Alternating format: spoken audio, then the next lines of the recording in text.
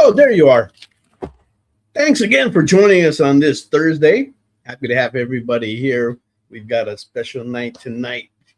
We've got Bill Mouse is here, Thomas Doherty is here, and Jen Leonard is here. And we're here. I guess this is kind of like a pre-show to the San Diego Comic-Con. We'll probably be talking a little bit about that. So don't go away. We'll be right back after this short break.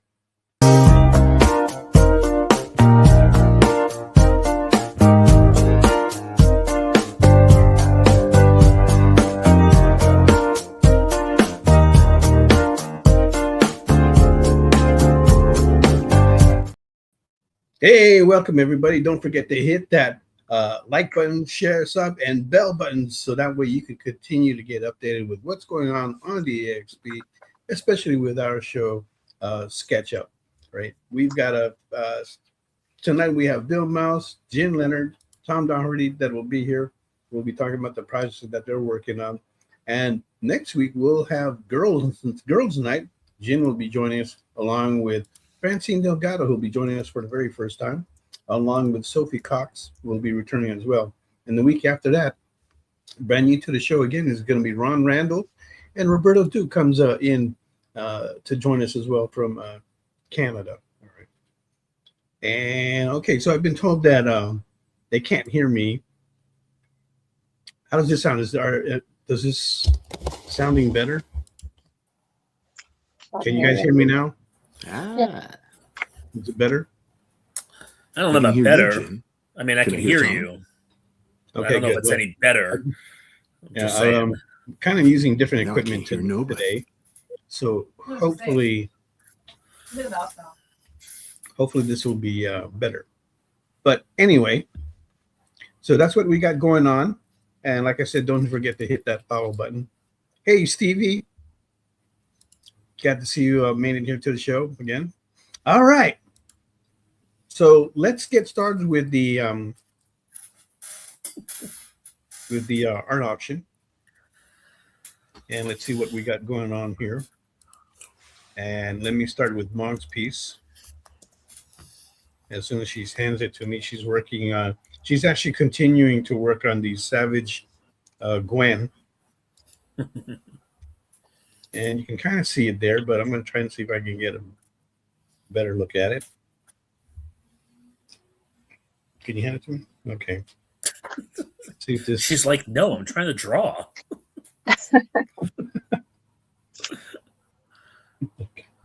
That's hard for me to see it myself. Yeah. But anyway, there it is. All right.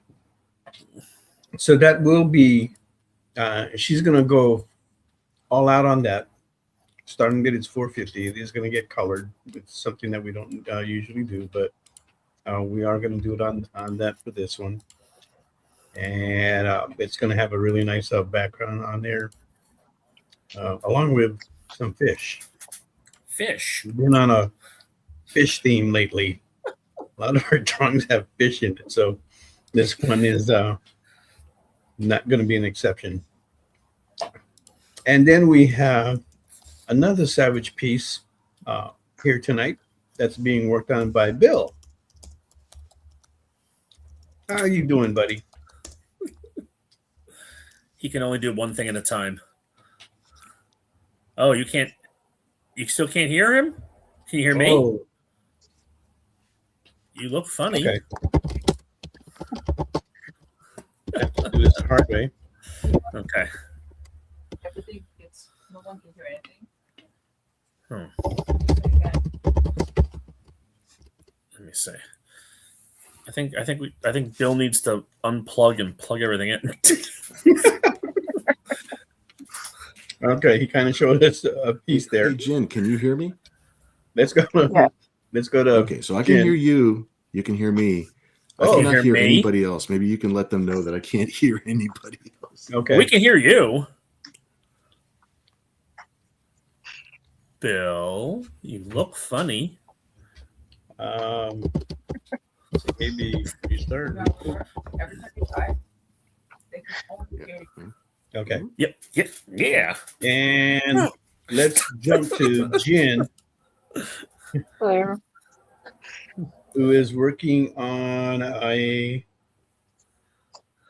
And I forgot. I'm sorry, Jenna, but I forgot the name of your character. It's Liv Moore. Liv Moore. She's from the iZombie series from Vertigo. Mm-hmm. Okay. Liv Moore from the iZombie series. Yes. Good series. And if I finish her tonight, I do have a cover I'm going to be working on after this. Do you want to show that? Yeah. It's for Bridgeport. Yeah. And it's actually going to have my character Lexi on it, which I've got it started. I just need to finish detailing it and finish the background and stuff up. Very cool. Nice. And did you want to throw a number on that, or is that going to be? Yeah. The cover can be up for grabs after the show if somebody wants to contact me. There you go. Okay. Yeah, because it's going to be a minute before that one's completely done. There you go. So if you're interested in I that can cover, hear people now. Wow. Nice. That's kind of like a backdoor deal. Hey, Jen, is that going to have a trade dress on it, or is that going to just be a virgin cover? I'm sure Chris will have both, but he always does the trade on it after I've finished it and turned in the lines and had it colored. So nice. And we'll talk about that in a few. But let's get to Thomas and Bill, who have a new project that they will be launching. Take it away, Tom. Yeah, we're gonna be we're gonna be launching the next NIRA X chapter. It's called Savage Valley. That's the original artwork for the first issue, which will be available on the campaign. Henceforth, why we can't auction all stuff today. Right. No, I'll be working on a brand new sketch tonight for the show, and it's going to be a Savage NIRA X, in kind of staying with our theme here of savage. So that's the main cover. That's a nice one. I love the teeth in there. Oh, thanks, dude. Yeah. And we got this is is our wraparound cover. Yes. Whoop, there we go. Oh, there we go. I'll peek around the corner. Yeah. Wow. And that also will be available for purchase on the campaign. That's going to be part of our that's going to be part of our ginormous Grand Poobah tier. And I have a obligatory censored image. Can I show this, Tom? Mm-hmm. Yeah. Okay. Yes. All right. Yes. Okay. Our obligatory Savage cover. Yes, and that is a Savage cover. We'll call it the Savage cover. We'll call it the Savage cover. It's the mystery outfit cover. Yes, a complete mystery. It's even a mystery to her. It's amazing. It's amazing how that works. And then this is the limited print that's going to be at the show. Yes, that's going to be. So we're because of the fact that I don't have enough stress in my life. No. We are launching a campaign on Wednesday afternoon, the day of San Diego Comic-Con preview night. Because what time do you think that's going to be? Because people are asking me what time. I know. I'm trying. All right, so the con technically starts at 6, right? Mm-hmm. Preview night starts at 6:00. I'm probably going to launch it at like 3, which gives me like 3 hours of, in case everything fails, situation. Like last time when we launched it, and half the tiers weren't working, which just drove my bonkers because you can't have a launch that goes smoothly. No, heaven forbid. Heaven forbid. So I'm gonna launch it tentatively 3:00. I'm gonna be available to make edits and corrections up until about 4:30 ish, and then after that, they're just gonna have to wait until I get back from con at 10:00 at night. If people have questions or problems, have remote hotel corrections. So tell us more about the art that you showed, and can you say like what you're going to be putting those up for, and what they're going to come with? So each one of the print artwork. What are we doing with that? Is that? I think that's going to be the giveaway piece, right? We're going to do that when we get to a certain stretch goal or a certain backer number. For the print piece, yes. Yeah. Individually for the print piece. And then the other covers, the original art for the other covers will be part of specific tiers. I wasn't sure if you were going to make it part of a specific tier or if it was going to be an add-on that they could add on. No. So they're going to be Tom tiers. has all the nuts and bolts to the store. So. Yeah, so they're going to be tiers because of the fact that I want to make it so that only special on itself. Yeah, so you right. can't just keep on adding everything into it. Well, plus, are you trying to prevent just one person from grabbing all of them? Is that pretty much? Because if it's a tier, then of course you can only select. You can only select one of them. Right. So that's the whole thing. Yeah. I got you. So we're gonna tag up on that wall behind me. So I wanted to give you a microphone in the front because it looks like we're at a stand-up club. I just feel like the entire day. I just feel like I've been slamming my head against the wall. So when I saw that option in the background, I was like, "Oh, that's a perfect option," because that's how I feel all day. And then the double page, the wraparound cover is going to be available in the Grand Poobah tier, which is basically one of every single thing that we have on the campaign, short of one of a kind type things, right? Like obviously, you're not going to get a copy of the original artwork for the first issue because that'll be in a different tier. But that giant tier, you get every single cover that we have. You get every single. You get a couple of vintage NIRA X books that are remarked. You get a couple of signed books. You get a whole bunch of all wonky stuff. I'm still in the process of adding all that stuff in there. Trying to figure it all out. There's lots of You run a complicated little store, which I like because it gives people lots of options. It's like I like that a lot. So yeah, we're getting there. We're getting there, and then we've got some really kick-ass covers from other creators that we've got on the campaign. We've got one by Raul Hernandez, who's he's been on a couple different Committed Comics projects, just doing small little bits here and there. He was an inker over here, was a letter over here, was a colorist over here, and then finally for this time around, I was like, "Do you want to just do a cover?" And he was like, "Can I?" And I'm like, "Can we do that?" I'm like, "Yeah, you're a pretty amazing artist." Because every year he comes to San Diego and he sits for a couple hours and he just does little sketches on backing boards and stuff. Then we just either sell them or give them away to people or stuff like that. And he's just he's like a machine when he sits down. He just sits there and just keeps on drawing. Yep. Waiting for somebody to notice. Yeah. And ask him, would you like to do a cover? Couldn't wait. So he is, exactly. So for all the people who are going to be at Comic-Con, he is available for commissions. I'm just saying. And then we've got Kat is going to be doing a cover. Okay. Yes, I think. Pretty sure. Okay, we're gonna know by Saturday. Whoever is late on Saturday. Yeah. Not stress me out at all. No stress at all. No, guys. And then during the campaign, correct me if I'm wrong, but during the campaign, interior story pages from the book will be made available as they get completed for the add-on store. Yes and no. Or a certain amount of them. Yeah. So there's going to be a couple pages. Pages 1, 2, and 3 are going to be available as their own tiers on the campaign as well. Gotcha. Okay. And then we're going to have a mystery bucket of, I think it's 6 to 8 additional pages available as add-ons. You don't know what page you're getting. Right. I am literally just going to pull them out. That's what I remember. Put them in there. Yeah. Cool.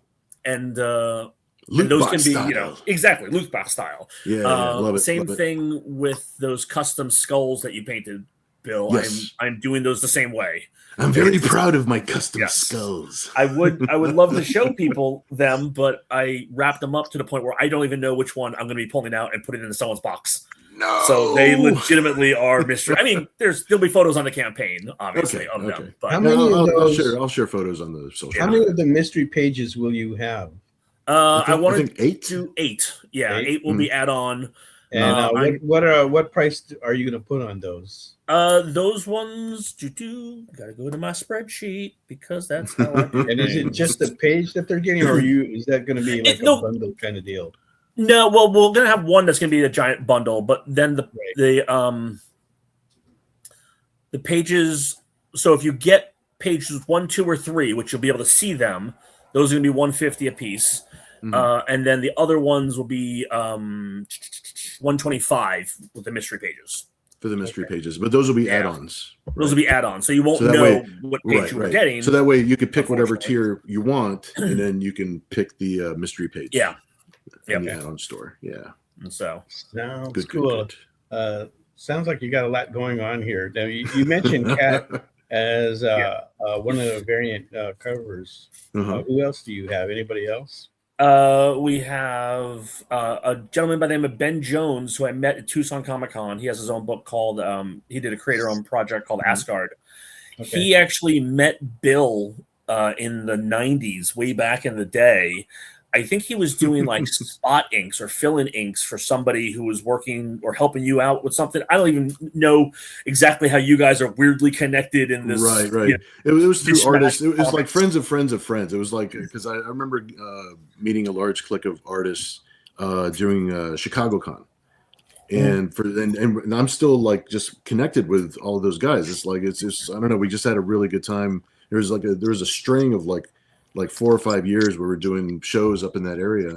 And we even like, we got to meet some people that took us to comic shops. There's a comic shop that had us, come out, and they put us up and treated us real nice out in Illinois. It's LE Comics. Okay. Robert out there in LE Comics, he treated us really good. Awesome crowd out there. And then of course, our relationship from just being at the show was a lot of fun. It's funny, like all the different projects that everybody works on. It's just like, oh, I know that. Oh, I know that. So, Yeah. You do tend to meet a lot of people along the way, and you've been at it for decades already. Yeah. That's he why, was also, that's why it helps to do your PR work out there and just get to meet and greet people, even because you don't know what's going to come out. Oh, yeah. And so he was next. He was set up next to me at Tucson this past year, and I was like, because he saw, I had new NIRA X stuff, and he was just like, "What?" I was like, "No way!" And I'm like, "Yeah." And so he was like, "I'll do a cover," and I'm like, "Hell's yeah, you will." So he got that done, and then a gentleman who we met on this very show the last time that we appeared, Don. I'm going to butcher his last name. Aguilo. What is it? Aguilo. Okay. Aguilo. So yeah, Don Aguilo. I bugged him. I was like, hey, you draw pretty pictures. You draw pretty pictures. And so you didn't know who he was before. I knew his work because I had seen some of his covers for McFarlane and that kind of stuff. Yeah. And what's actually really funny is that he, at Comic-Con, Bill, he is on the other side of the aisle that we used to be on. Okay. So he's like behind us when we were both in Artist Alley. And so that, like I had clearly seen his stuff, numerous times and stuff. So I kind of bugged him, and he was like, "Well, let me see if I got time in my schedule. Give me an idea of what it is." And I told him, it's NIRA X and dinosaurs. And he goes, "Oh, I like that idea." Because who doesn't want to draw dinosaurs? Everyone wants to draw dinosaurs. Yeah, it's my personal homage to the Savage Lands with Rogue. Yes. Wow. Okay. He sent over a preliminary that was pretty spectacular, and he was like, "What do you think about this?" And I'm like, "Yeah, we can rock with this one." And so Can you show the prelim? I can show the prelim. Let me see. Can I show the prelim? Let me see. How do I do this now? Because I sent you. We have I saw the final. The final is great. Yes, the final is up there, but I'm gonna. Yeah, let's see the prelim. Let's see what you guys got excited. I say we use both. We got to use. We will. Yeah. But let's see the prelim first. I want to. Okay, I got to figure out how to share screen. Is that how I'm doing this? Okay. That's not one. Not that one. While you're doing that, I'll switch cameras. I gotta switch my camera so I can start sketching before the evening gets away from me. That's right. There we go. All right. Now I'm over here. Look at me being a technical wizard. All right. Technical wizard. Okay. And then if we can give Tom the screen I can't... and allow him to show that would be cool. Okay. That's his prelim? That's his prelim that he sent me. And that's why. Now you know why I said what I said. Remember? Yeah, and that's why Bill was like, "Can we just use that?" And I go, "Yes, but no." but it's gorgeous. Yeah, I would Bill's over here trying to definitely, save money or I something. would definitely use that for something. I mean, it's got like such sensuality and raw power at the same time in the image itself. Yeah, it's pretty dope. And the composition of her just sitting in Yeah, the that's very Triceratops' head that is beautiful. very creative how he worked her in there. That is cool. Mm-hmm. Yeah, So really emphasizes the size of that head. yeah. So Okay, so let's see the final. So then the final. Where's that final? Are you gonna pull that one up there, Mel? Do you want me to pull it up? If you can. I can pull it up. Yeah. Okay. Okay. Now that I know how to share, because I'm Do it. special and all that. Very good. You learn the magic of buttons. That's right. I know all of the buttons. I'm glad that you know how, because I don't know how to do that. We're our technical wizards, I tell you.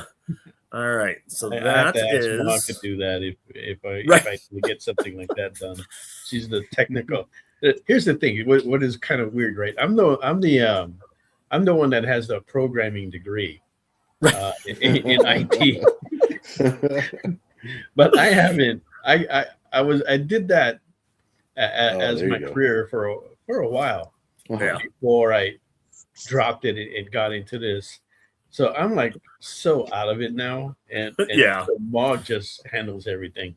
Say, well, how do you do this? How Well, do you do that? technology moves so fast, dude. It's Yeah. like by the time Yeah. you get anything down, it's already moving past. It's already it. changed. Yeah. Yeah, you know. Right now, it's not so bad, but back in my day, the things were like just going. Things were changing so.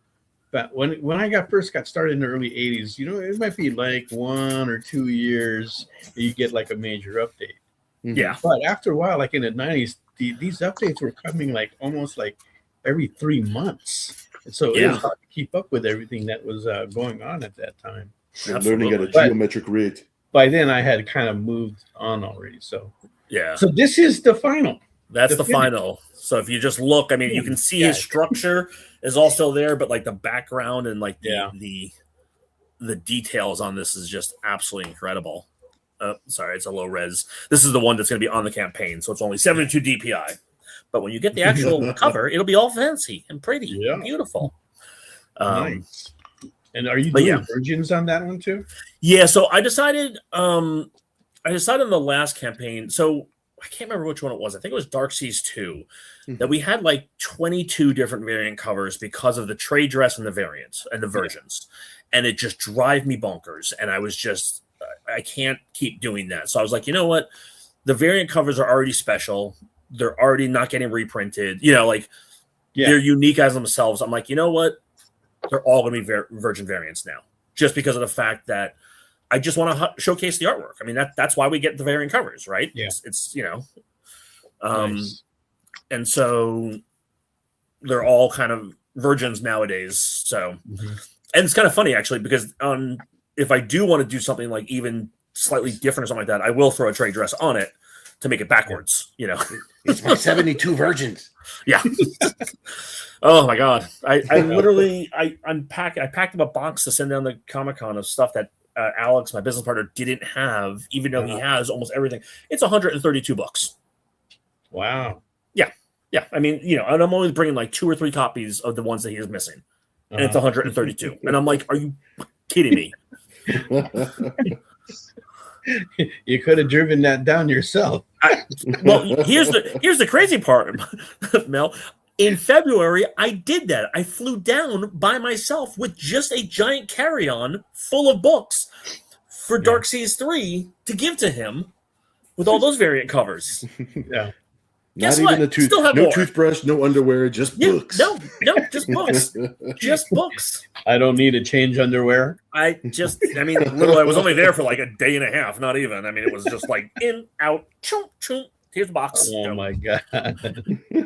Yeah. So it's just driving me nuts. But yeah, so after that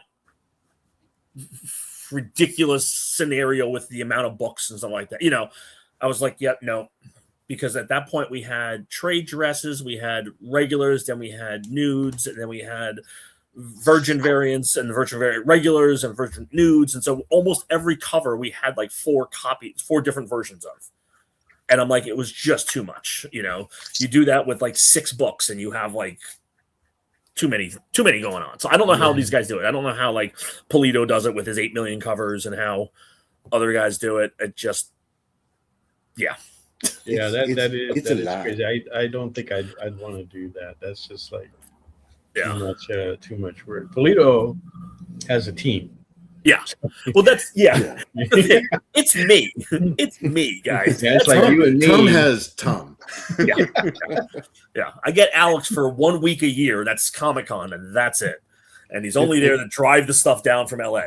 If That's anybody it. would like to support a grassroots small business, Oh goodness, yeah. in a world of AI, yes, we do everything manually and Manually, yeah. Still, yeah. Unfortunately, Yeah. or fortunately, depending on how you look at it.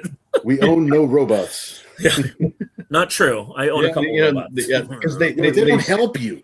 No, they don't help me. No. Yeah, because remember now, they said that this technology is supposed to make the job easier. for Right. us and Yeah, they cost took them us away, less, so it's super easy. right. Yeah. Job easier and costs us less. Yep. Nope. What technology has done that for us? Yeah, they lied. They lied to us, and we bought it with a bill of Yeah. goods with no It's all problem. lies. Yeah.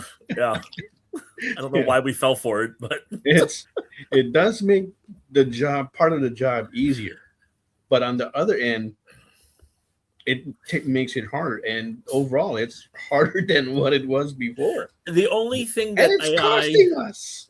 the only thing that AI has made easier, in my opinion, is importing the addresses once the campaign is over into a label making program.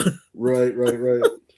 Because now it can actually read the text and understand that looks like a street address. I'm going to plug that in as a street address. Like, but beyond that, no, nothing else.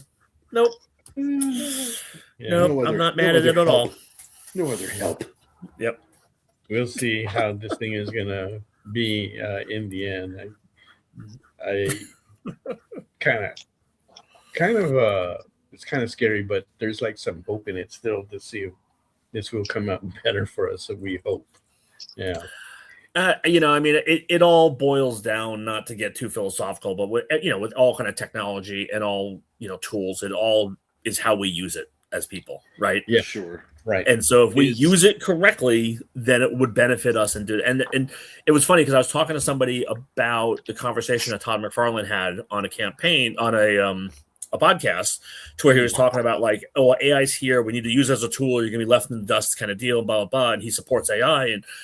And I know he had that little bit of scandal when he had that Spawn cover contest, and one of the finalists was an AI generator. And it's just like, but when you kind of break down what he was saying, you're not wrong, right? It's like you have to use it as a tool, and how we use it is going to determine whether or not it's used for good or bad. That's basically it. When you get down to the nuts and bolts of the argument, it is how the AI is being used, right? If you chose to use it a different way, which isn't what is being attacked on, then it'll be okay. But it is infringing on other artwork, or copying other things that are done there. So that's the hard part. Copyright laws come into play, and everybody wants to protect their IPs and whatnot. So style is an IP. Yeah, I mean, I know people who use the AI tools for things like perspective and foreshortening and figure out ways to do that, and then they draw it, and then they use it as their model reference, right? Instead of paying somebody to do this. Well, you can't even see it, but, to do that or to do this, or Well, at least in that case scenario, it's like at least they're using it as a tool as opposed to and that's the way just telling it what you want. Right, and then going and putting I want a large pepperoni pizza. Look at this pizza I made. Yeah. It was delivered to my house. Oh, now I mean, that would be cool. I would Okay. use AI for If that. we I'm not could going to go lie. back, like the original. If we could go back to the original Star Trek days, Mhm. Yep. and we could say, and we could order a hot chocolate, and Mhm. it would appear. Yep. You know? Yep. The replicator. That would be Yeah. cool. If That's AI where could do AI that. technology should have been. That's Yeah. what we should have been pushing the technology. Yeah. That and do my laundry. Come on. What But I at the say? same What I say? time, using that stuff kind of dumbs us down. Oh, 100%. I mean, Yeah, we have to it- be careful with that. Yeah. yeah. That's I mean, ex- it's yeah. perfect example is I can't remember anybody's phone numbers right now, except I can remember my childhood friends' phone numbers from 30 Right. years ago. Right. Uh-huh. Right. You Yeah, know, I don't remember Bill's those number. days too. You know? I used to have like 30 Bill's phone number is numbers in my Bill. head that I could Yeah. tell you. You want somebody's Yeah. phone number? Yeah, I got it. I can still probably, if I was in front of a locker with my high school combination, I could probably still remember my locker combination if I Yeah. had my hand on the dial. You know, like with Yeah. muscle memory. Yeah, exactly. Nope. Yep. I can't tell you Bill's phone number. I can't tell Nothing. you Alex's phone number. I talk to him every 3 days. I can't. Nope, because it's one button. You just Yeah, push it. shoot, I call my daughter on the phone. My phone just says cat. That's all it says. No, she's also just Has sitting no behind you number. half the time. Well, there's that part. She is close by. Yeah. Yeah. So. Yeah. Even for me, because I had to remember my dad's work number, my mom's work number. Yeah. Right. And then I was kind of like a social butterfly. So I had a lot of friends that didn't know their numbers. And I was part of the class, a lot of class projects. So I ended up getting all these bunch of numbers in. Oh yeah. And I didn't write any of that stuff down. No. You just figured out a way how to remember it all. Yeah. And it Oh, comes. yeah.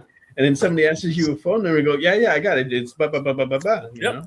Yeah. Yep. It was, that's how it was then. But Those Yep. days are over. Yep. And Eddie in the chat saying that he's a teacher and he definitely knows that AI has made it easier for kids to cheat. Oh, for sure. yeah, 100%. it is. And then they're also realizing that it is kind of like dumbing the students because they're just getting the answers quickly or not understanding why that is the answer. They're just memorizing it.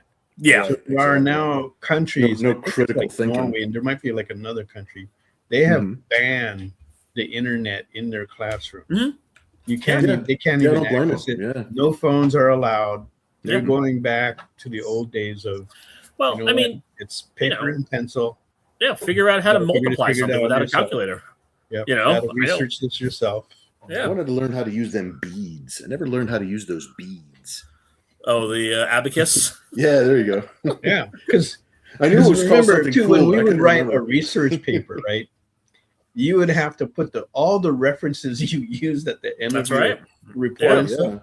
All How your do you do that footnotes. now? You just get it off the internet. Well, no, Mel, it's easy. You just type in Google and then you just leave it at that Yeah. on the bottom. Uh-huh. You're done. You I know, put down Skynet just because. just because you can. I know what's coming. Sarah Connor's been warning me for years. I know. Her and her twin sister. and, Yes. and look at this. Lyle here is giving himself up there. He's saying his first phone number only had 4 numbers. That's before my time. Yeah, Way I used to before my I used to send my friend telegrams with a little from my old West town. That's pretty scary. And then there's those weird phone numbers. Can I get Calexico 4627? Yeah. I was like, what the hell is that? Can I get Skittles 225? Oh boy. I wouldn't mind some Skittles. I'm just saying. Always there's- game. Then for a back free then, bag you of also had to be Skittles. careful when you ask somebody for their number. Yeah. You have to be Well, careful. The worst part is Yeah. you couldn't even check if it was their number until you got home. Yeah. That's why now you can't give fake numbers to people because they can just be Nope. like, "Oh, let me text you right now." Yeah. Yeah, your phone will just like Used to do get that, away and with it. a little kill bot pops out of your pocket and just knocks them out. Peter Parker style. Yeah. Yep. Yeah. So you guys are talking about San Diego Con is next week.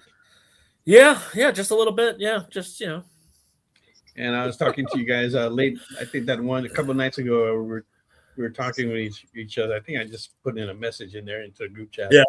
And I was We were actually both surprised awake. that you guys responded Oh yeah. because it was pretty late. Oh yeah. And Dude, I've been burning the midnight oil for like a week and a half, now. Almost 2 especially you, weeks. Bill, because you are on the East Coast, whereas Yeah. we're on the West Coast. And We're on the West "Man, Coast. he's still up. Did you Yeah. even sleep? I'm not allowed to sleep, not until August.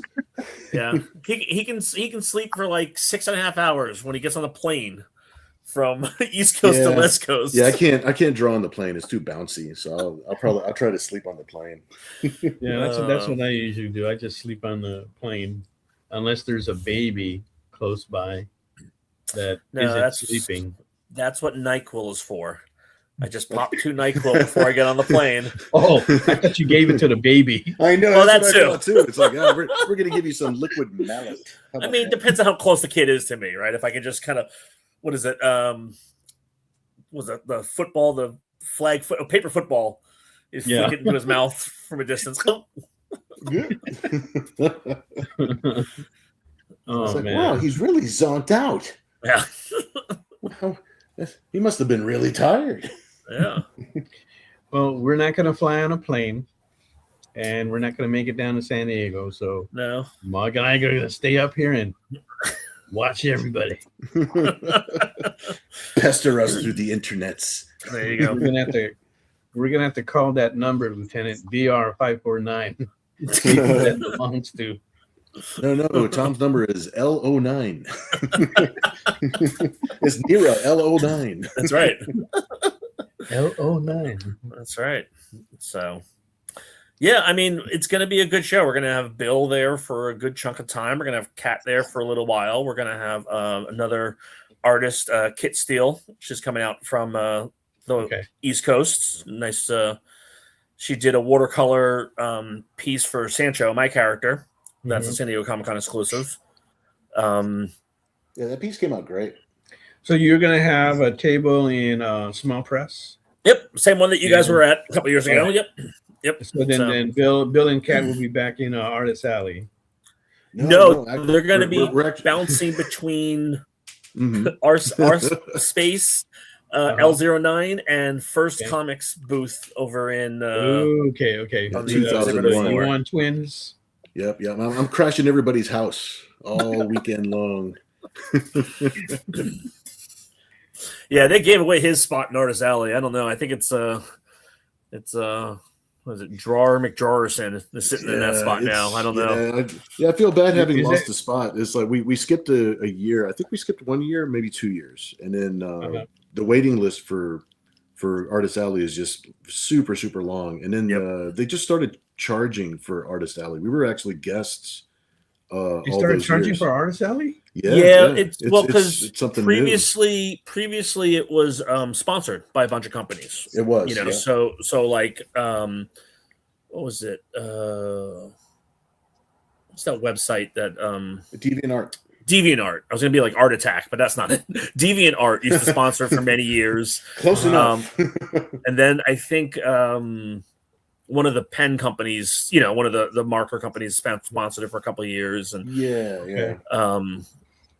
it's it just got so much. And so then they couldn't find sponsors for it. And then companies. I was in Artist Alley for like 15, 16 years. Something like that.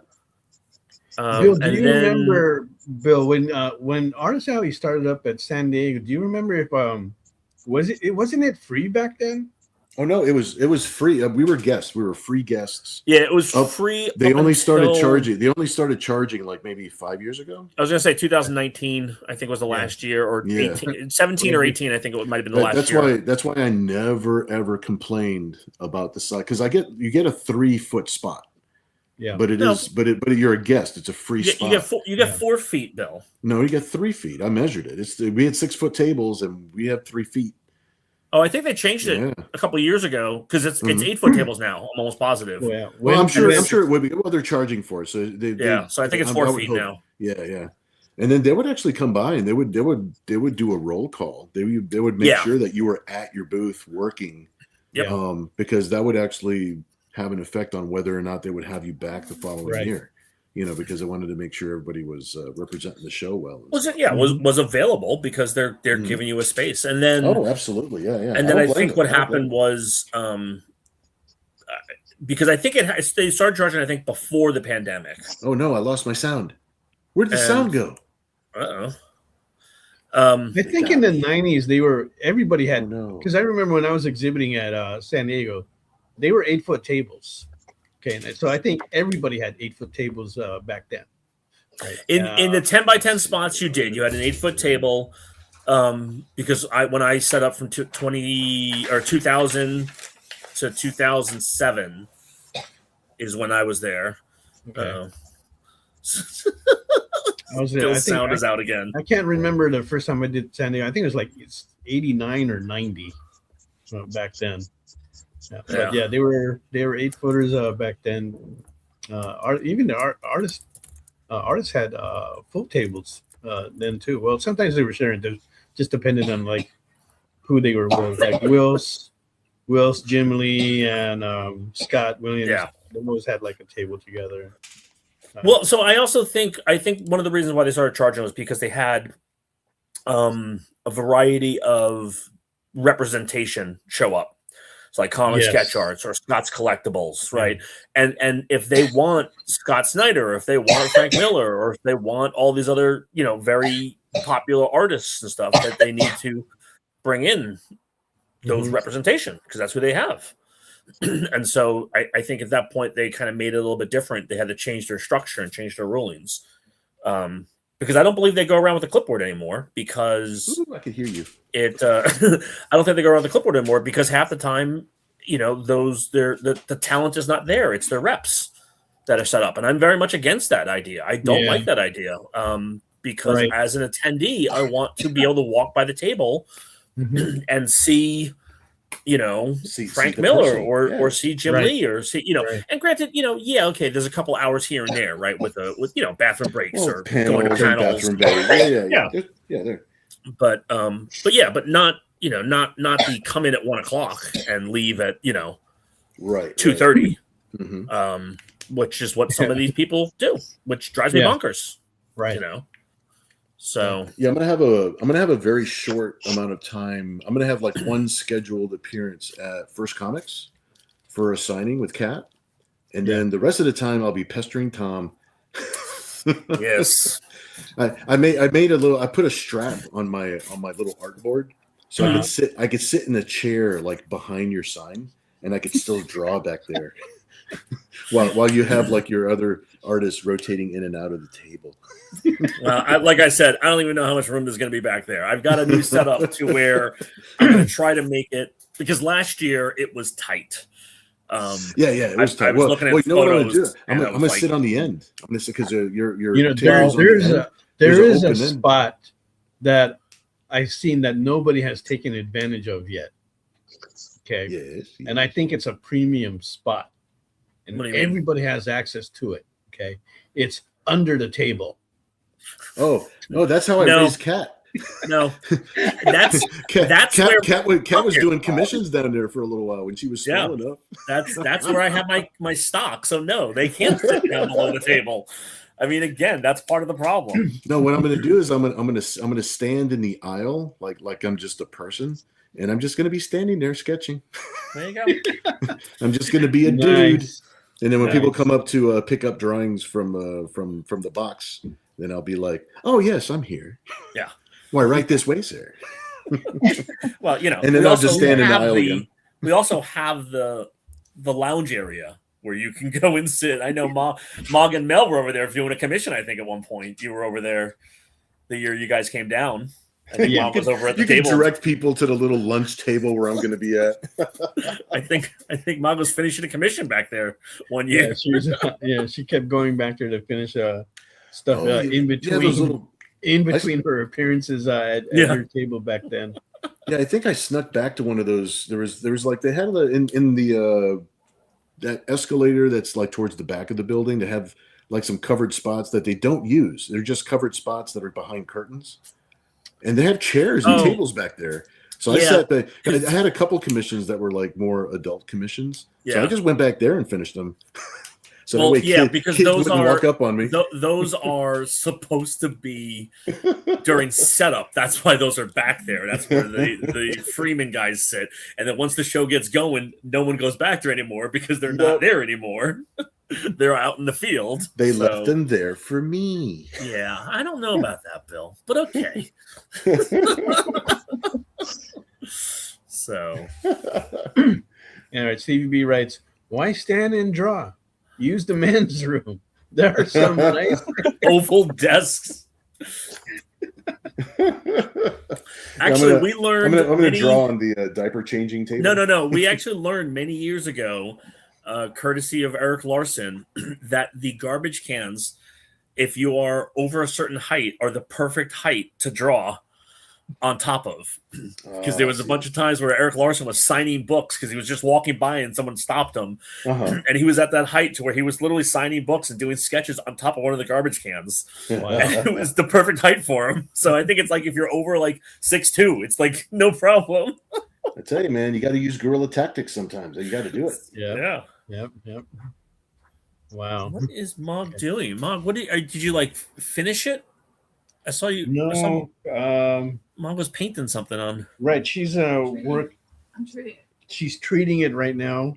Oh, nice. So that way she can kind of put like, what is that? Gouache? No, Like- it's like a medium that you coat it. Like a primer. Is it like a matte medium? Primer. Mm-hmm. So it dries like kind of Clear. and then it's still wet, so I'm waiting for it to dry, and then I'm gonna do another coating, dry, and then maybe one more, and then I'll paint it. Start painting it. Does it reinforce the paper a little bit more? Is that why you do that? Makes it stronger. Yeah. Makes it Mhm. stronger, and it helps absorb the paint. So Nice. Very That's cool. cool. Yeah. It can also make some wrinkles disappear. it's tedious. It's tedious, but I have to do it because Yeah. I'm not a marker person. So I mean, Right. this is markers, but I just use it as a layout. It's to lay the basic ground and then Right. Yeah. Yeah. I wish you would use markers. It'd be a little bit easier for her to get some stuff done. Is that what you're saying there, man? Yeah, it'll be much faster. Yeah. The problem with markers is like I can sell this markers if they're fugitive. And fugitive means let's see, if they fade. Sometimes within a day it could fade the color. Oh, really? So Yeah, you because gotta the quality be is careful with the markers. Yeah, alcohol based, it's not pigments. Right. Oh, yeah, because it dries and then it'll Yeah, it's lose a a little bit of dye. its luster. Yeah. Yes, and the brighter the color, like the more fluorescent the color, the brighter and more pretty the color, they are really just they don't last long. They just fade. Yeah. You can put it in a drawer. I had once where I worked in a room with no light exposure, and within like the next day it just faded. So Oh, those are because the kind of colors you have to watch out. huh. Interesting. And I don't know why, but the colors that do that is usually like pink, pink and pink is like the worst. And then I would say maybe fluorescent type of yellow. Those two colors are going to be the most. That makes sense. Yeah. Yeah, and then the number 3 would be a blue, like violet, like a really bright purple. I don't know why. Kind of sounds like pastel colors. No, I'm talking like neon pink, neon like very vibrant. purple, magenta. Yeah. Yeah, it does that. As Jin's over there using a very bright blue. No, I think what Mog's talking about though, because I actually have some of those bright ones, and I was having a conversation with a collector that collects a lot of original art. These are some of the fluorescent colors that you get. Oh, yeah. And I don't use these because they won't even scan half the time. I don't know what it is. Like he got an original piece from me and he's like, man, the pinks on this are incredible. And I was like, yeah, I didn't use the fluorescent colors, but my scanner won't even pick those up.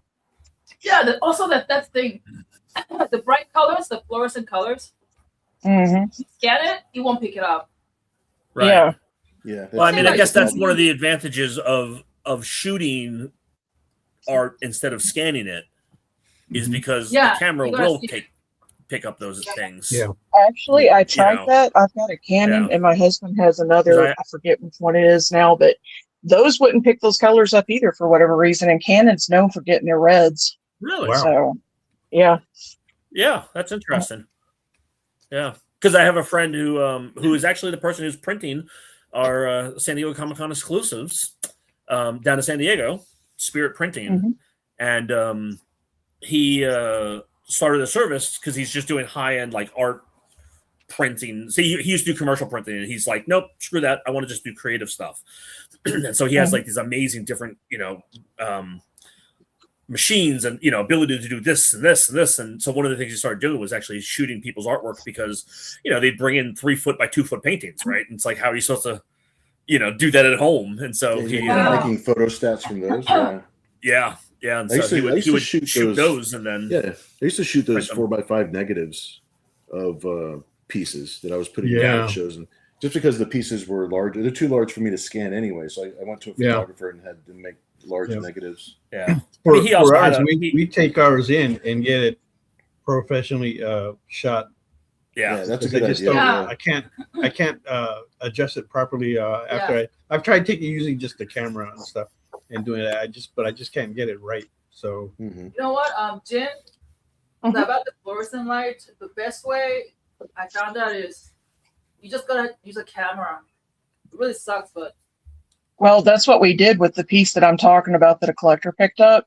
yeah, It was a picture of Rogue I had done, and she's holding a card and she's using Gambit's abilities on it. So you got those really bright pinks and purples. Yeah. And when I scanned it, didn't work right. So then my husband, who actually does a lot of photography on the side, he used. I feel horrible because I cannot for the life of me remember what kind of camera it is he's got. right. But colors wouldn't come out with that one, so I pulled my Canon out because again, Canon's supposed to be really good for. right. Like I used to do nature photography and stuff, so I love doing sunsets and things like that. Oh, that's cool. And attempted with that, still could not get those pinks to look right. So when I sent it to the collector, he was just immediately like, "Oh my gosh, these colors!" He's like, "You cannot see this when you're looking at the scan or the photography pieces of it." Right. That's interesting. I mean, again, there's different tips and tricks and stuff like that, and so, but yeah, it's one of those things that's just a little nutty sometimes. The good news is like some of the really amazingly bright colors. I noticed that if you use a backlight, like the more technology is developed, if you use like a backlight on it, they would sometimes glow in the dark. So I found it was kind of interesting.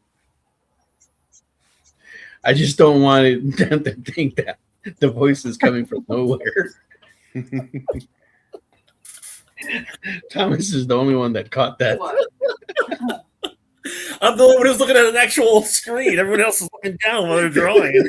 I know. I hope that doghouse is comfortable. She's only going to catch that if she rewatches this. That's right. Yeah. Oh, that's funny. That is funny. But yeah, I mean, anybody who buys like an original, especially if it's color, and it's markers or anything, I don't care if it's oil painting. Like, don't put it in the sunlight, please. Don't put it in the sun. Well, I mean, again, that's the sun hits the hallway, and you're like, oh, it's so nice and bright. I love it. Don't do it. Just. Yep. Oh yeah. No, I had a book. I had a comic that ended up getting. I didn't even realize sun was hitting it, and then it wasn't until I actually picked it up and moved it around, and I was like, "Motherless goat!"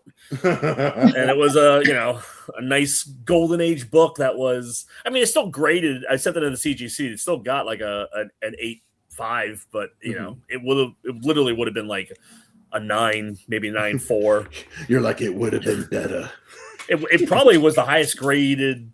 It probably would have been one of the highest graded copies of that book ever.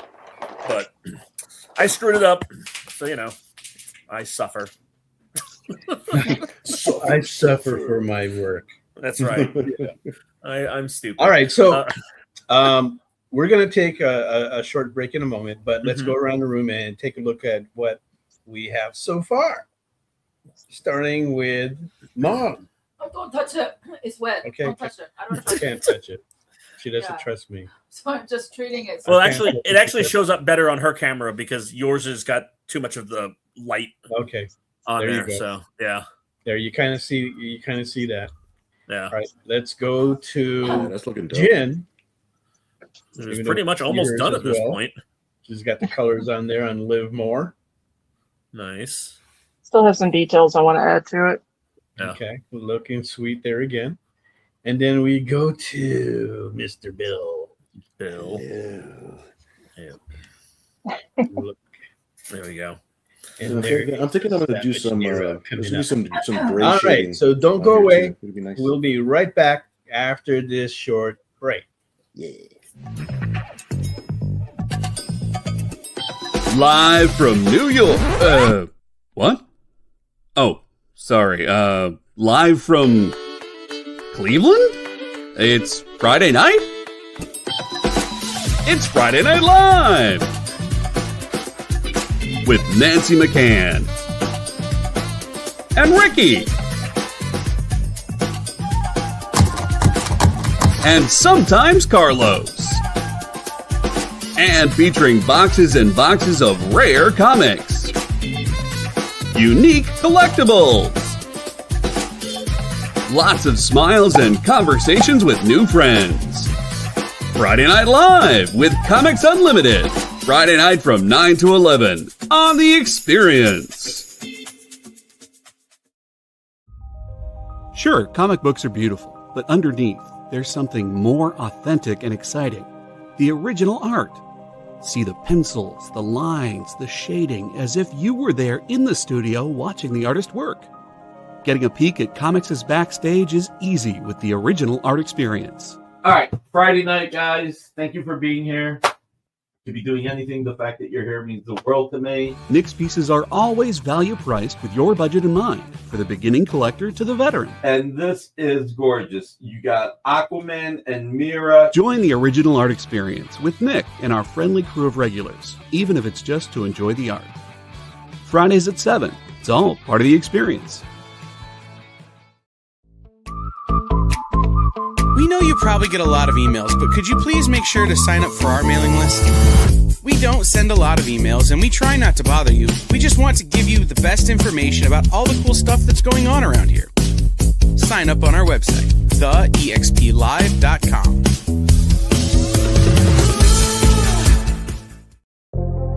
In a world where you hit like and subscribe on our YouTube channel, that'd be really great. Thanks.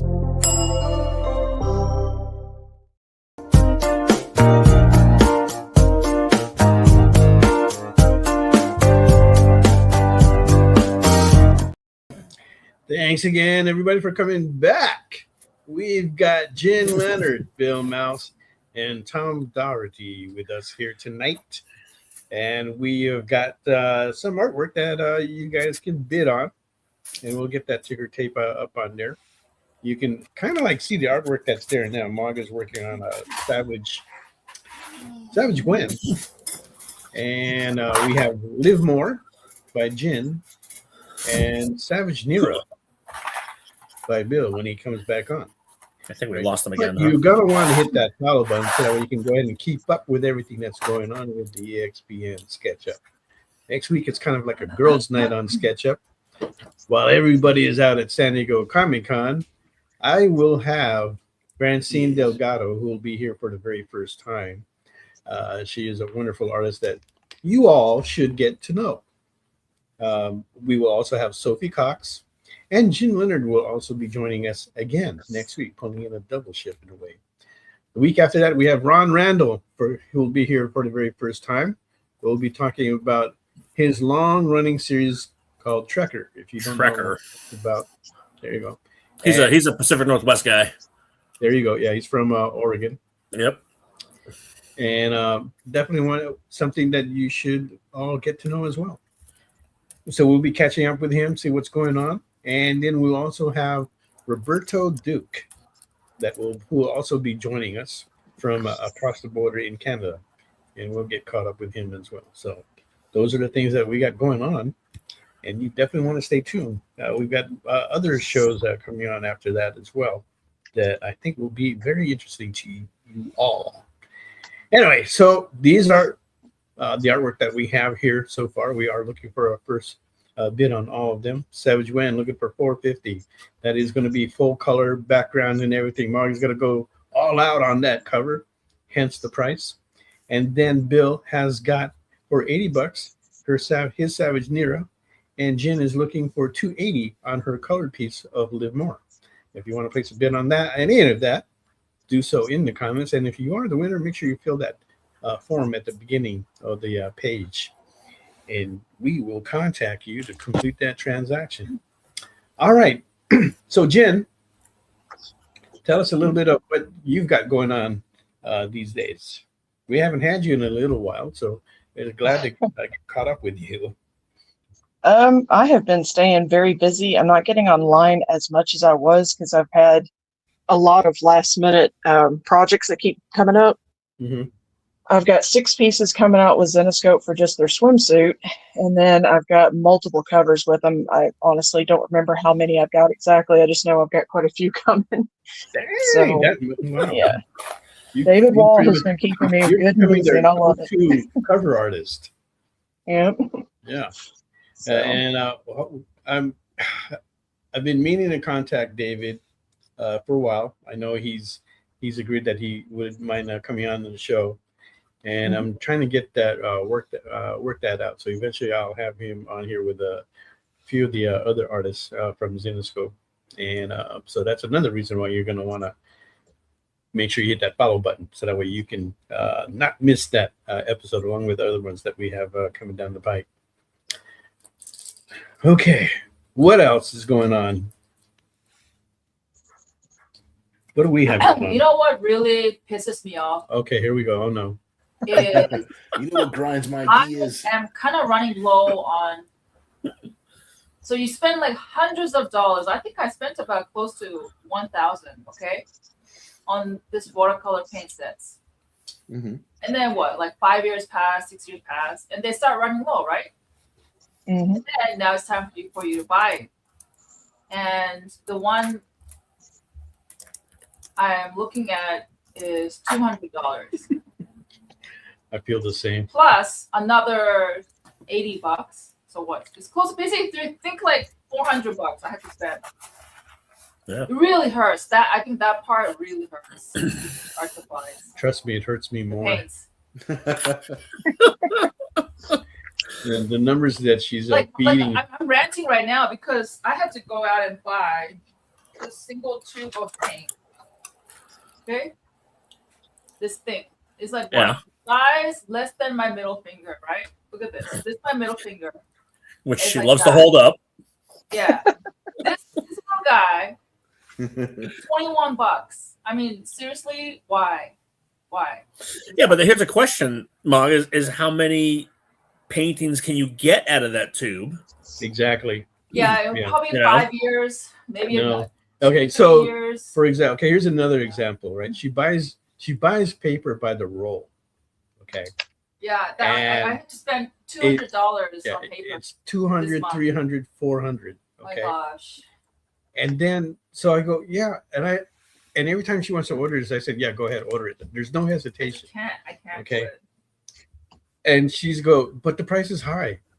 The price is high, but when you sell one painting off of that paper for a few $1,000s, and you still have the rest of the roll to go through. Yes. That's But Mel, it's the money right now. That's future money. That's future Mog's problems. This is current Future Mog's Mog. problems. Oh no, I'm the same way. Look, it's the exact same way running the Kickstarter campaigns, right? I got to pay out all these covers for all these guys, and it's like, oh dear Lord, I paid how much? I'm gonna have to do what? Oh, da, da, da. And then I'm like, oh wait, no, I'll make it all back, but it's later. Yeah. Oh yeah. I don't want later. I want now. Yeah, I want the totally. money Yeah, now. Okay. totally. So it cracks me. What gets me, the only time that it gets me is that when she wants a lot of stuff all at once. Okay. then it's not 1721.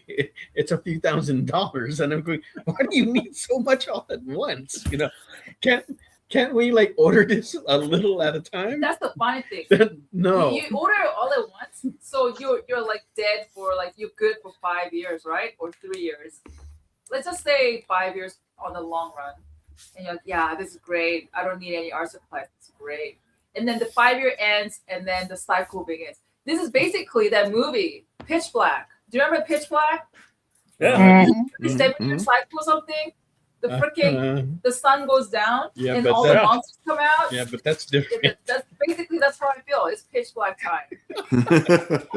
All the ravenous monsters coming out, trying to eat everything dead. It's such a weird reference to. It is a weird analogy. Like, we that get was it, a but very it is strange weird. pull. The only thing that's relatable there is just the time. And here's the other thing, okay, that gets me, is right. We just spent all this money buying these supplies, right?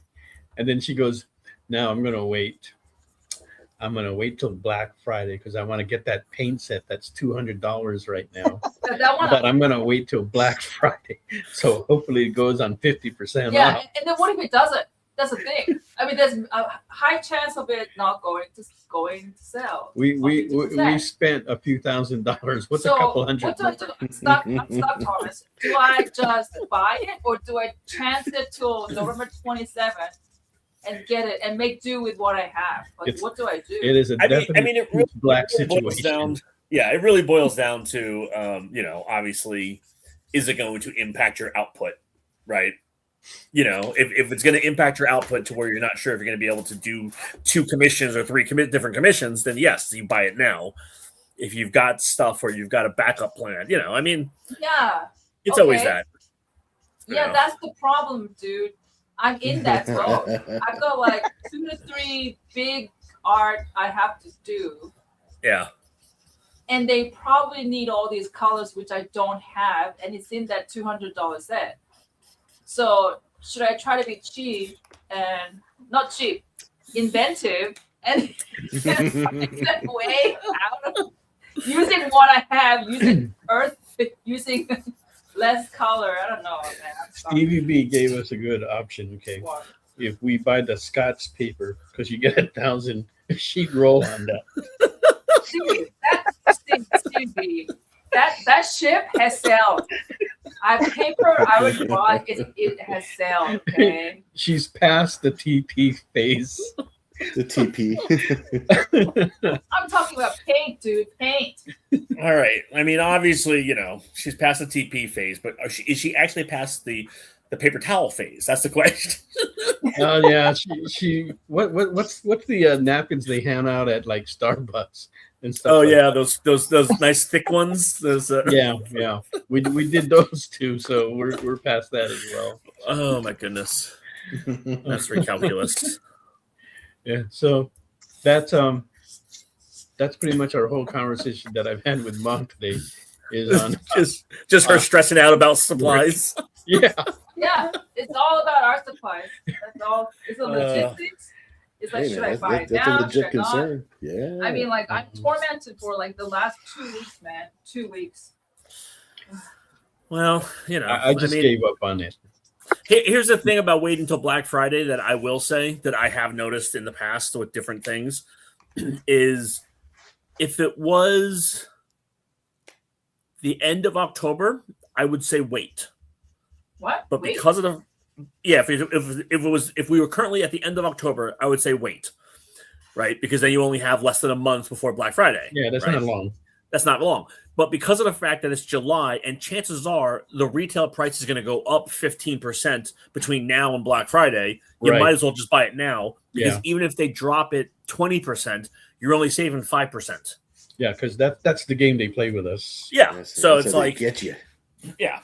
That's how they So I get mean, I would just buy it now personally. Yeah. So God damn you, Thomas. God Thank damn you. Thank you, because that was my thing. I said, You already spent $2,000. You might as well just buy it. Well, I already spent $300. Okay, That's just 200 more is 500 now. yeah, but see I that's spent that's in a just month. today. Less than a In the month. last 2 weeks, it's much more than that. Oh my goodness. You see what happens? Yeah, no, I know the struggle is real. The struggle is real, but Is it really like they would mark up the price? That really happens? That's, Yeah. yeah. Well, also, no, I mean, just in general retail, right? Like very, very rarely within a calendar year does something stay the same price, regardless of what it is, right? For the most part, it's going to go up a certain amount every year because cost of fuel goes up to ship it there, or different supplies or manufacturing costs go up, and Sure. Yeah, or So it's somebody all- sticks a tariff on somebody. Yeah. it's all minor stuff like that, right? And then eventually at some point it's going to go up. So unless you know that it should be XYZ price and they're charging double XYZ, then you go ahead and buy it. If they're just trying to, if someone's trying to overcharge because it's got some name brand type of crap on it, that's when you just tell them to go, kick rocks, but yeah, it's tough. It's tough. I run into the same thing with supplies, shipping supplies for the Kickstarters, and also just comic book supplies, right? I've got my bags and boards and that kind of stuff, to the point where I've actually gotten, I'm about 2 steps away from just ordering directly from my manufacturer overseas, my bags and boards, and just being like, can I just get 15,000 on both? Because by the time it's all said and done, it's actually going to cost me less than buying them 100 units a pack a time. Right. Wow, my gosh. Yeah, because they keep going up. I mean, same. Yeah. Same thing with boxes. I mean, I'm actually to the point where I want to take all the comics that I have in storage out of the shipping boxes that they all send, because I've got just boxes and boxes and cases of stuff. I want to take them out and put them in comic boxes. One, to make them more manageable to move around, and two, they're gonna stay in better shape that way. But that's also going to be 40 different short boxes, 50 different short boxes to buy. My entire collection is in boxes, not comic boxes. They're kind of like diamond boxes. Yeah. You can put 2 stacks in there. Okay. Mm-hmm. And they're all bag and boarded, but they lay flat. Yeah. And I did it that way when I moved. But then when I went to inspect them and stuff, I'm going, wow, they kept really nice this way. Yeah. So I kept them that way. And I've moved like 2 times since then. So I've moved around like 3 times already. And I just left them in the boxes and stuff. Well, but the disadvantage is that I don't have like an easy access to them. Right. But the one kicker that you even said it that changes the game is you've already bagged and board all of them. Yeah. Right? Yep. These ones are all just coming from the printer. Stacked on top of each other, right? Okay. So it's like, if I want to bag and board them, that's 5,000 bags and boards for one title. Like, that's going to cost me more too. So it's like, it's tough. I mean, I'm actually starting to look, instead of just buying actual comic boxes, I've actually started to look at some box manufacturers to make me, a corrugated cardboard box that can hold books a certain way, because I could probably get those for $3 a unit manufactured custom, opposed to, what is it now, bags, short boxes, I think they're like $9, if not more. Yeah, I can get them for like $7 over here. Yeah. But I mean, it's like that's 2 or 3 boxes if I get a manufacturer, so it's crazy. But I know before I used to be able to get I was getting them really cheap for like $1.50. I remember when $3 for the long ones. Yeah, I mean, I remember when I worked at the comic stores, it was $3 a short, 5 for long. Yeah, mm-hmm. And that was in the late 90s, early 2000s timeframe, and then it's just been within the past 5 years. It's just shot up. Thanks, pandemic. A lot, just like everything. Thanks, pandemic. Yeah. Everything else is like really, really shot up. Why is the dog painting? What Oh my God! Don't paint the dog. The dog is a painter. Okay, there you go. See, Bill, What? your dog's not the only one who has talent. I knew there was more out there. Pause on.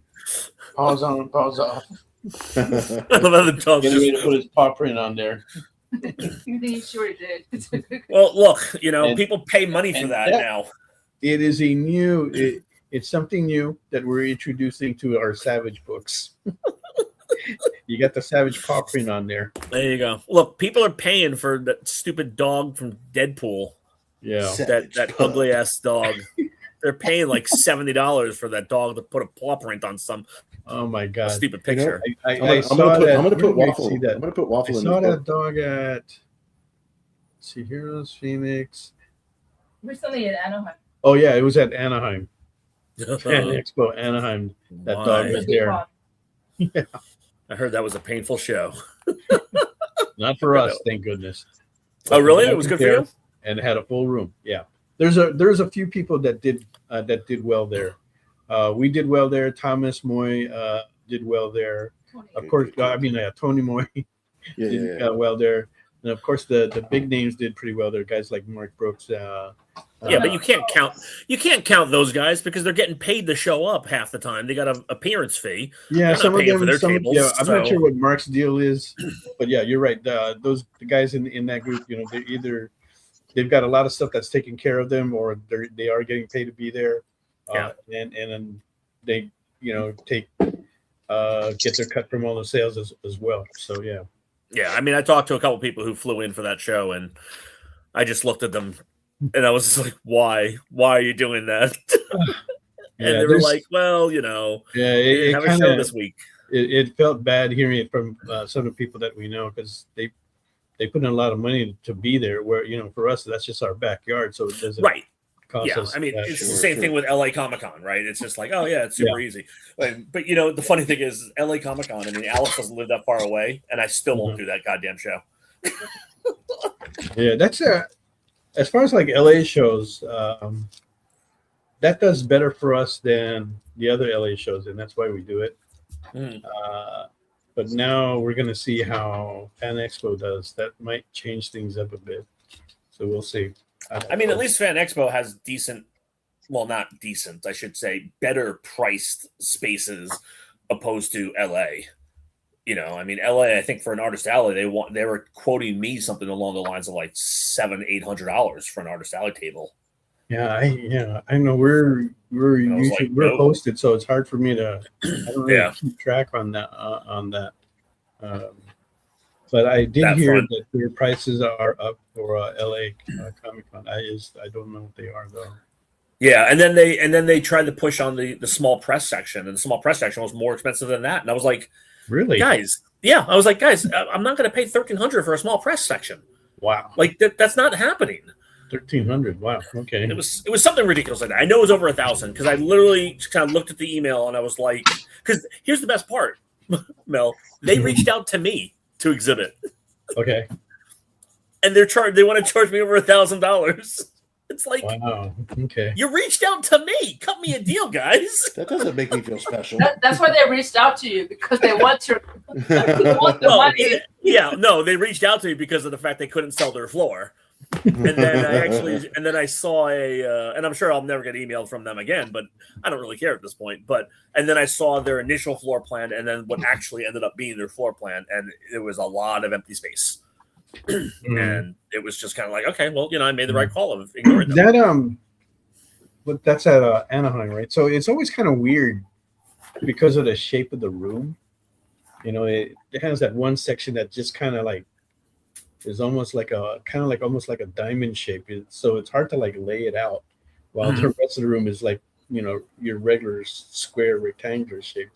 So Yeah. how do you deal with that, right? And there's always so it creates a bad area, right? And I'm just lucky that we weren't in that bad area. I mean, I always look at that kind of stuff and again, I know people who run shows. I've been to enough shows. I've been doing this long enough to where they always have event spaces, or sorry, not event spaces. What is it like? activations or like weird photo op type things, right? Like they always have some kind of like weird, like, car or some other, thing. That's where you put that weird stuff in a non-standard room, right? That's where you put the cosplayers, right? Well, exactly. That's what it should be. That's where you put the cosplayers, because that way you can actually have like a red carpet type of thing for them to take photos on, and that, that's how you utilize weirdly structured space. Don't sit there and try to shoehorn in 25 8x3 tables. Like they're square. You put them in a square room, guys. Yes, exactly. Yeah, because even at Anaheim, right? They had the cars in the square room. It could have been there. Yeah, I mean, it's one of those kind of things that just it makes no sense. And I've seen so many shows do this, and I just look at them and I'm like, what? And they always try to tell me some kind of BS type of thing. Oh, the fire marshal wouldn't let us do that, or oh, this wouldn't happen. This, and I always look at them and I go, like, I work in construction management for my day job. You're lying. I know the fire codes. Like, you're just lying. Yeah, we know that. Those are the same answers I've heard for, I don't know, decades already. Yeah. So, they never want to say. I don't even ask anymore. Right? But here's the thing too. Okay, I've been an event coordinator where I've done stuff like this. Yeah. So I know how hard it is. There's always going to be bad spots, and nobody 100%. But you got to stick somebody there, and they're they're not going to like it. Right. Okay. No matter how you try to lay it out, the more components you have, the tougher it gets. Right? Well, so my attitude, and I've expressed it to Mom because she comes up a lot of times. This is a bad spot. We're not going to make it. So, look, we can't control where they place us. Okay, most of the time we can't. Yeah. Okay, so you're just going to have to deal with what you have and try to make the best of it as you can. Yeah. Some of these 100%. places, some of these spots where they place you, you're going to just have to be more aggressive as a seller, right? And you're going to have to practically almost grab people as they walk by. Come here and take a look. But to be fair, Mel, then you also have my situation to where in Portland, I was next to a giant pole. And I've done that. I've been next to a pole. Doesn't move. Okay. No, I hear you on that. Okay. So you know what I like to do with those poles? Oh yeah, you just put stuff on. The artwork all over it. Yeah. Oh yeah, I mean, I thought there was going to be a dancing story. I didn't know where it was going. They did that to us. I've had to dance once or twice. If they let us in there early, we could paint the pole. Yeah. No, I mean, it's one of those kind of things. And the funny thing was, so like I was in front of that pole one year, and then the next year, I didn't set up at that show, and I just attended it, and they put one of their guests there, and I'm just like, guys, I complained last year. You didn't make a notation that maybe you don't put a table there. All you gotta do is shift things 3 feet, and you're fine. Mm-hmm. And so like that's when you just look at them and you go like, you didn't pay attention at all. And again, I understand where you're coming from. It is a lot of work. It is very difficult. Right. So WizardCon, back when there was the WizardCon night, right? They stuck us by as a pole, but they always stuck somebody by the pole. I was always hoping like, oh, it's not going to be us. And one year it was. Right. It turned out not bad. For us, but still, I mean, again, if you have prints, yes, you can 100% you can utilize that pole to your advantage. But, when you're a comic book publisher, you're screwed. It's not so bad if the pole is behind you. Yeah, it sucks when it's right in front of your table, though. Right next to your table, actually. Oh no, it was. Yeah, it prevents people from gathering in front of your table. It was in front of my table. Yeah. So that is a good question. How long does it take? That had happened was at Seattle. Yeah. I forget what show that was. It was an Ace, which is a Wizard spinoff. Yeah. But yeah, even that was bad. Mom, how long does it take that when you put that white stuff down for it to dry? Because it looked like we haven't been on very long, and then you put a layer down, and now you're already painting on top of it. It's dry. It's pretty dry. Yeah, it dries pretty quick. That's pretty cool. That's good. Yeah. I love those colors It on depends on the jeans. weather. Like I'm in a very hot place right now. I'm in Santa Monica right now. California. So it's dry. It's hot and dry, and there's a fan right next to me. You can't see it, but it's blowing. So it's expediting the drying time. But if it was probably like winter time and it's like raining, it's probably gonna take longer, maybe. But It's gonna take longer, yeah. On average, I would say give it a good 5 to 15. 5 is the shortest. I would say give it a good 10 to 15 minutes drying time. Nice. I'm helping it dry by I'm fanning it with my feet too. You don't. Oh, of course. That totally helps, I'm sure. No. Yeah. Yeah. Okay. You're just a problem child, I swear. Jen and Bill gets a bid. Oh, look at that. Boom, boom. Boom, boom, boom, boom. Woo-hoo, yeah, baby. Lieutenant. Thank There you, you go. Lieutenant. You're the best. Constantly helping our artists. Appreciate that so much. It's gonna be like that. You're awesome. Jin's piece is like those. That text really pops. Yeah. Yeah. So She said she was going to put some detail on there, and there it is. there it is. Yep. Found it. Found it. I found a detail. It's over there. It's to the left. Yeah, I'm hoping, Steve, that Mog finishes this one before the next show. Then I can show it. And then we'll start a new one then. And I'm not sure which one we should do, but there's 8 covers that we need to do. Oh, geez, that's a lot. Yeah. This was it was some sketch covers that was given to Mog to do by one of the clients from actually Rook Piece. I'm not sure if he's here tonight. And but we said, we'll do these on the show, and we'll do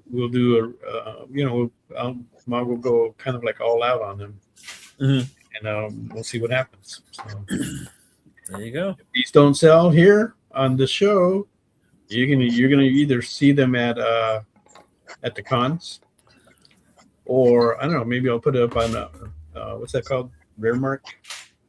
Oh yeah. And That's my buddy Chris's website. Yeah, there you go. Yeah. Yep. Oh, that's your buddy? Yeah, he actually he wrote God Among Men for us when he was straight out of high school. I met him at San Diego Comic-Con. I met him and his dad, and he pitched me his creator-owned series or creator-owned book. Oh. So yeah, I've known him now for now he's married with 2 kids. So and I met him his senior year of high school. So that'll tell you. Time flies. Long time at this point. Yeah, no, he is. He what he built for the art community is unbelievable. I mean, it's just I just look in the time frame that he built it is unbelievable how quickly he was able to do that. The first year was really slow, but you could see like this thing is actually going to gain momentum, and now it has. Well, and again, it's all he does is he provides the platform. Right? He's just providing a platform. So you have to put up good stuff, right? And so initially, when he first started up, I was watching people put stuff up, and I was like, that's not really that's not a good piece. Yeah, like, you should. It takes time. Yeah, but I did put some pieces up, and they sold, so we were pretty happy. I said, okay. But Rare Mark is a great app. Like you said, that didn't really look that good. They weren't selling, but some pieces were, and then started some of the bigger names come in, especially like when Frank Cho comes on there. When Frank Cho and Art Germ said, "Yeah, this is where we're going to sell our stuff now." Yeah, that helped. Yeah. That helped. And then Art Germ does $600,000 piece or something ridiculous. Oh yeah, many guys are making a lot of money on there now. Yeah. Hey, I feel the outrage. Wow, I really don't have to go to a con to make this kind of money. I know. You can just do it in your living room now. Yeah. I don't have to see anyone. What? No, you still have to see people. Stop it. What shows do you guys have coming up? What's your rest of your calendar? We have. Let's see. So next month. Okay, it's Omaha. And then after that, it's Fan Expo Chicago. Yep. Fan Expo Dallas. Wait, are you talking about the October show for Dallas? Are you talking about October? It's in September, I think. Okay, but that's the Irvine show. That's the smaller one of the Is two. Yeah. Dallas has two. Usually their larger one is in June timeframe, I think. And then you have one in Irvine. Okay, wait, whoa. Okay. I think we're doing the bigger Dallas show because they didn't have it in June, which is when they normally have it. Oh, did they push it back or something like that? Yeah, this whole year, right? A lot of the con schedules got screwed up because of you're right. September 11th to the 13th. Yeah. So let's see. And then after that, it's Baltimore and New York. I want to do Baltimore. I actually called out What? Baltimore. I called out Baltimore. It was funny because just recently they had put a tweet up that they were having some issues with their contact form on their website. Uh-huh. And they're like, the contact form is broken. We've taken it down. In the meantime, just email us. Okay. So I didn't have that problem, but I did see those messages. So they tweeted that out, right? And so I replied to their tweet and I said, "But what happens if I've been emailing you for 2 years and you guys haven't responded?" And the guy replied to my tweet. He goes, "Oh my God, what?" So I emailed him again. I'm like, "Yeah, I did your guys' show for like 7 years and I want to come back." And I email you guys, I never hear anything. And they're like, "Oh my God." They're like, "Here's the form. Here, fill out this form." Da, da, da. And I was like, "I can't come this year." So I go through all of that and I can't show up because I'm already in, I think it's the same weekend as Salt Lake this year. Because usually they have Baltimore in October or something like that. Right. But this year it's at the end of September, which I thought was weird because I was hoping it was going to be October. Yep. And then, so he's like, "All right, just emails afterwards, but put down that you would talk to us now." And I was like, "All right, cool." But it was just very funny because, I saw that social media thing. I'm like, "All right, hold on, let me get it under." That's good. Yeah, that's good. Okay. That kind of reminds me of something I did today. Kind of something along that track. Okay, so we went to go eat at this restaurant. It's I'm not going to say the name. Okay, but it's Restaurant kind of A. It's kind of like a hosh posh kind of restaurant. Okay, you know what I mean? Michelin star. Right. And we weren't that hungry, but I just wanted to have the experience of of course, yeah. Right? So we go in there and we order 2 items. There's not the cheapest stuff, but not the really expensive stuff either. Right. Right. So I placed a couple of appetizers. No, not even better than appetizers still. Okay. Better than appetizers. Right. So put the order in, the guy takes it, walks away, and then he comes back. "You only want those 2 items?" And so, we're not that hungry. We just came in just to get a little bite to eat and kill some time before our next thing, right? That's what I said. Yeah, of course. He made me feel so cheap, right? So he walks away and then he comes back, right? And I go, "Excuse me, sir. Has anybody done any film shooting in your restaurant yet?" And he goes, I don't think so. But we've only, it's a new restaurant. We've only been here for about a year, right? And then he's telling me all this, and then he goes back to the back there and he talks to his manager. He comes out, and he starts giving me all this spiel, right? After that, we got really good treatment. Just in case. Tricked him into thinking you were I was waiting for him to say, "Forget your bill. Compliments of the house." Well, I'm going to use that one in the future. Right. Oh, that is funny. I was hoping that Mog would keep her composure and demeanor, right? And not look at you and go, "What are you babbling about?" Yeah. Huh? Why'd you ask him that? Why are you asking that question? That's when Mog looks at you and goes, "We can't film Game of Thrones here." Comp their meal immediately. The guy even asked, he goes, "Can I ask what film this is or who you're asking for? I said, no, I can't say that. No. Yeah, perfect. That's what you look at and be like. That's actually the right answer either way. Like legally, yeah. Yeah. You'd have to sign an NDA, sir. I can't I signed an NDA. I can't disclose any of that information. Can't talk about that. Don't now. I can't even say that I'm feeling looking the for opportunities. I just asked you a question. If anybody shot any film here, you made the assumption that I'm a scout, like an environmental background scout. And I'm not saying you're wrong, but who knows? Am I right? Oh, but boy, was he nice after that. I bet. His boss was nice too. Yeah, he didn't introduce himself, but he was very courteous on her way out. He made sure you got his good side. Exactly. Just in case. That's right. I'm thinking if I should go back there tomorrow, make it seem like I'm really scouting the place out. Yeah, it's like, I don't know. You know, it's you like, do. My Go producer back with, seems to have some interest. I don't know. No. Go back with a laser pointer measuring. Right? I don't know if I walk can catch in. it. What I was thinking about. I need the eyeliner. I was gonna, if I go back tomorrow, right? I'm gonna go. Like, do you mind if I take a few shots over here? Oh, and get me a burger. This is the lighting I need.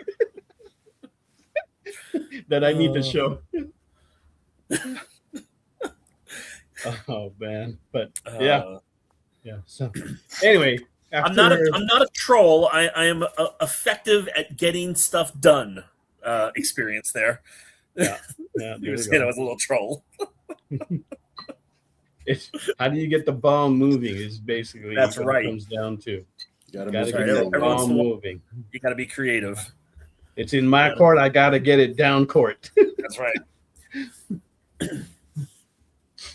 Yeah. Oh, man. So anyway, so after Baltimore and New York, it's Maui Con and then LA Con, and that's going to be over the Halloween weekend. That's going to end it for us.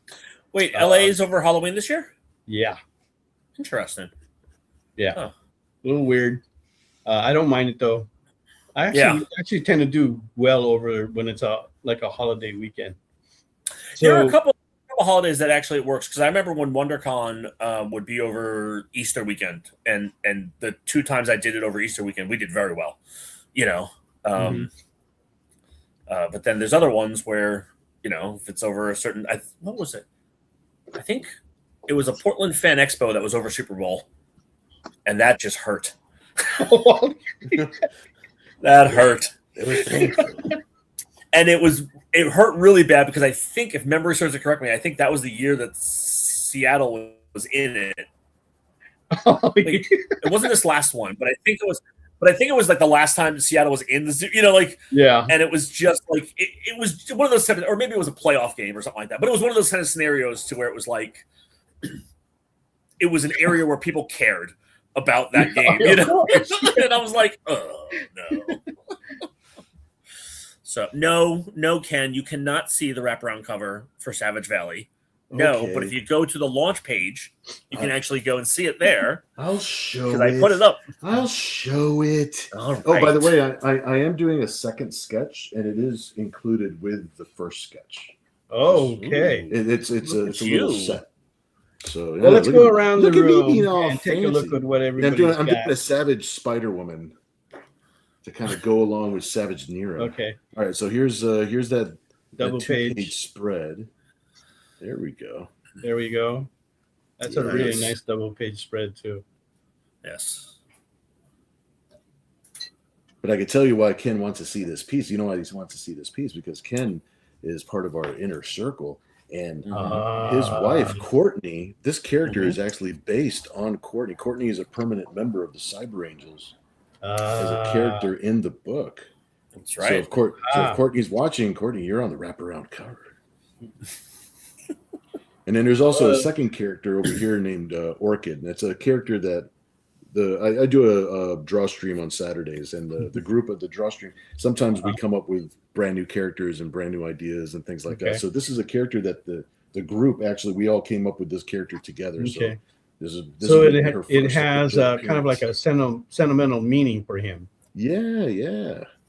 You know, sentimental. You know what I like about sentimental items? They cost more.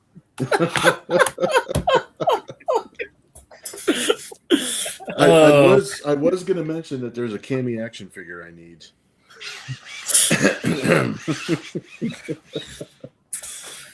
Yeah. We saw your post the other day. Keep drawing, that guy. Damn it! I need things to inspire me in the studio. Yeah, I'll tell you Right. right So now. there's Bill's. Okay, so it currently has a bid of 80 on that, and that will get both of them. So if you want to place a bid on that, go ahead and do so in the comments. It is for both. That pieces. is too good of a deal. Yeah. It's still on there. Okay. Now we go to Mog. Oh, I can touch it this time. No.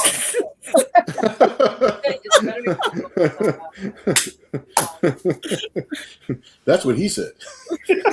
It's still wet, baby. And that's what Don't touch And it. that's what she said. Okay, so you can take a look at it there. that's cool. Okay. That's awesome. And then is Jen here?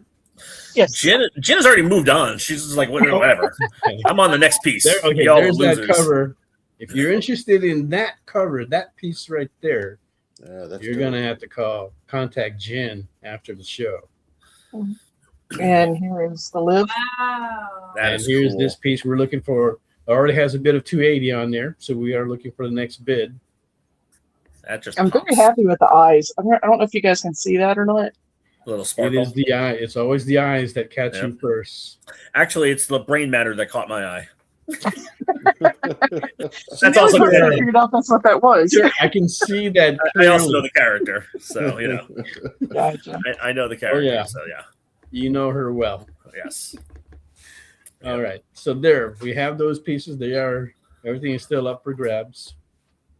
If we get no bids on this Savage Gwen again, you'll probably see it next week. There you go. And we will put that up I'll keep putting that up until one of two things. It either gets a bid or she finishes and then we take it off completely. And then she starts a new one. All right. Yeah, and then So she that's sells it to Dallas. Yeah. Oh yeah, Dallas. Oh my gosh. Dallas, it'll move in Dallas. So Well, if it's not Dallas, there's Baltimore and New York, which are big art shows for us. yeah, Baltimore. And those will, yeah. Yep. Yeah. Actually, an interesting story. One of the years that Bill accompanied me at Baltimore is the year that we sold his commissions display. Oh, yeah, I remember that. So Bill would I'll sell the shirt off my back. I'll sign but it. he would have different pricing, like for a head sketch or Yeah. a torso, and so what he did very smartly is he drew a character, and then he kind of had like little boxes off to the side, and if you only want up to a certain point, it's this much. If you want this much more, it's this much. Yeah, call it Okay. Denny's Somebody- menu. Yeah, basically it was a little menu thing. Someone Yeah. came up and was like, "How much for that?" And Bill's like, "Well, what? Like, do you want just a head sketch, or do you want the full character?" And he's like, No, for that piece right there. And I was like, "Oh, really? Let's talk." It came out exactly the way he wanted. There was no No there was changing. no question Yeah. about like what he was buying, and Yeah. he just went ahead and paid for it. And I think I sold it for $120 or something like that. Yeah, I think Bill was That's like, like "But that's not for sale." I'm like, "Shut up, Bill! It's $125." That's what it is. And it was. And then he just drew another one because he could. Yeah, but then when you draw another one, the next one is never the same as the first one. Yeah, it's better. That's why the guy wanted to buy the one that was just sitting there because he already knew what it looked like. Yeah. Yeah, I Yeah. think Some guys are like that. Yeah. I think it was like Supergirl too, wasn't it, Bill, or something like? If memory serves me It had correct. it had four different characters for the Yeah, that's I what it hate was. when they do that. So it had a Supergirl, it had a cave woman, Yeah, it had Spider-Man, and it had another character. Don't sell I'll it. never remember the other character, but it was cool. no, but it was funny. The fact that he was just like, "I want that." We're like both looking at him like, "What do you want? Wait, the display sign? Are you sure?" It's like he can draw you another one, dude. We can show you an actual character. Yeah, but I'm leaving now. It's like, I want this one. Yeah, he wanted So it. he was good. He was good. There you Yeah. go. I will sell stuff to people. I have no problem. So, However you want it, that's right. Right. we can do it. We'll find a way to make it happen. That's right. Yeah. Oh, you want that piece? That piece is already sold. I can do another one. Okay, you can take this one. I'll just have to do another one for the other guy. For the other guy, yeah. Hopefully he won't notice. He won't notice. He won't notice. It's fine. He won't notice it. He won't. Oh, goodness. Oh boy. That is very funny. But All right. So what shows do you guys have coming still? we've got San Diego, Right. and then in September, in the beginning of September, we've got Tucson Comic Con. Oh yeah. Which I love that show. I haven't been able to get back to it. Last year, I got back to it after like a 3-year gap. Mm-hmm. So I was super excited to do that show. And then 2 weeks later, and my day job hates me, is Salt Lake at the end of September. Right. And so I've got that. And then I've got a small show, local show. I've got 2 local shows on either side. I've got a one-day local show in August and a one-day show in, I think it's October or November. Mm-hmm. And then that's pretty much it. Okay. Yeah, I don't got the. It's we're rounding the thing is that we're still pretty much in the middle of the year, and I'm already starting to figure things out for next year. Yeah, Yeah, and seeing what shows collide, if not, if there's any of that, and then getting ideas on logistics, on how I want to work them, if there's any options to it or not. and then the year after, that's when it's going to screw everybody up again. Yeah, The 8 because of the Olympics. oh, that's going to be a hard one. Yeah, they're already. San Diego's already in August. They shifted San Diego back to August. But San Diego in August, right? I don't think it's that bad. San Diego used to be in August. Right, it used to bounce back and forth between July and August. So Yeah, it won't be horrible. It won't be. No, it won't be. But it's just interesting because it's shifting everybody else. But then, the funny thing is there's a local show that's getting larger and larger up in Seattle area. It's called SummerCon, Right? and it's a very good show. Yeah, and that was everybody keeps happening. telling me that.